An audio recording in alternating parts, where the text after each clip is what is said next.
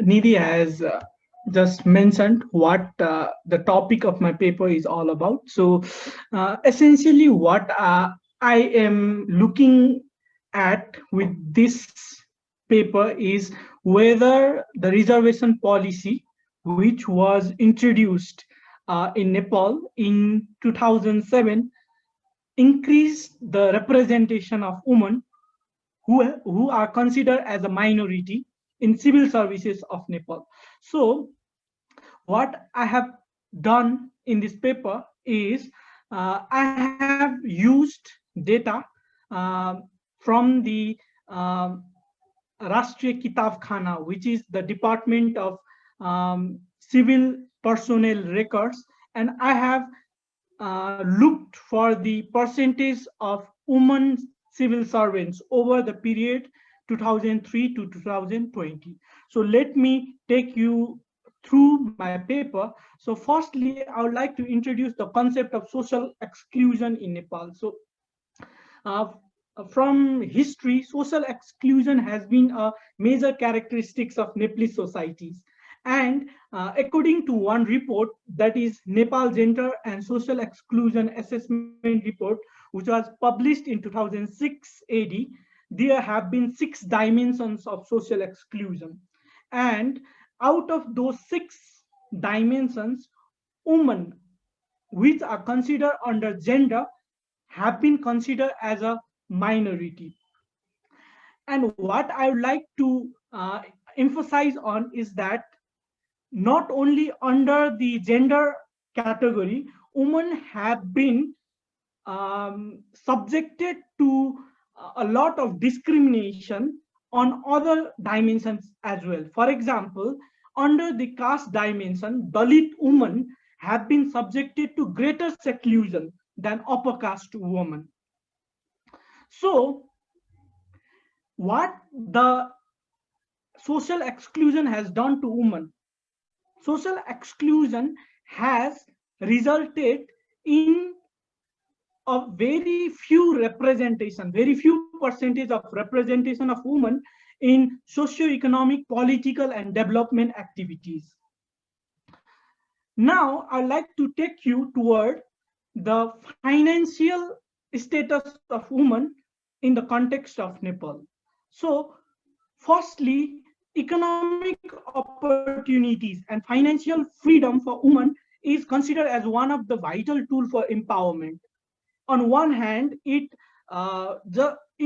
makes us informed about their academic credentials. On the other hand, what economic access does to women is it just liberates them from the dependence on their own family and also family in law. So, but in reality, what we can find is in most of Nepalese societies, the roles and responsibilities of women have been confined to only 4 walls of a house. And it could be seen in the representation of women in various facets of society. As a result of this, what the government of Nepal did was government of Nepal introduced a reservation policy in 2007. According to that, uh, around 45% of the total seats were allocated for women and other minorities. And in particular, 33% inclusive seats were allocated for women. Furthermore, the amended act fixed the years, 40 years as the age bar for women candidates for entering the civil services. Whereas for other people, it is 35 years. So here is the table, and we can clearly observe that within the span from 2003 to 2020, the percentage of women in the civil services have increased. It has increased from 8% to 13.1%, and lately, according to the latest data, it is 26.5%. And in this graph, we can clearly see the red portion of the graph, which represents the proportion of women in the civil services of Nepal, has increased.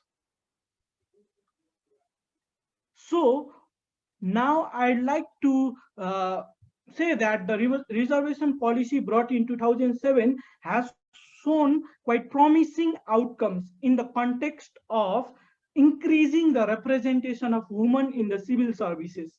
However, there has been one problem, that is the role of women in higher decision making or in higher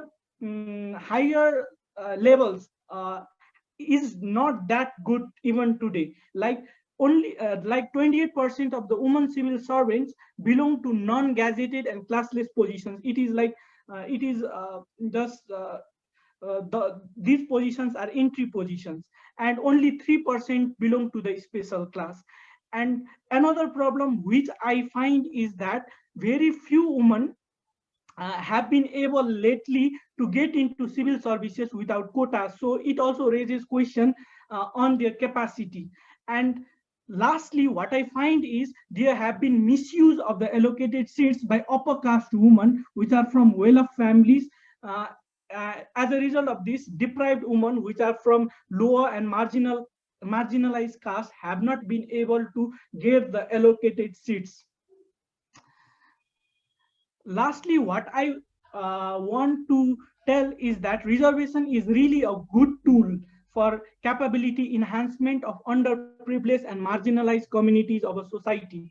What reservation does is it brings the people who are marginalized to the level of others, level equal to others. And what I feel is once everybody becomes equal, the role of reservation should end. Having said that, what we just found is only 26.5% of women have represented in the civil services, but the population of women is nearly half of the men in context to Nepal. So the proportion of women in civil services is still not enough.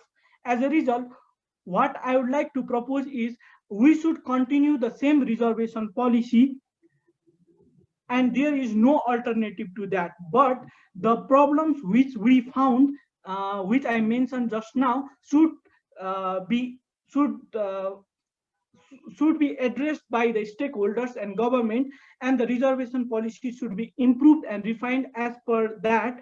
Hence, we can achieve the intended consequences. Okay, thank you for your time. And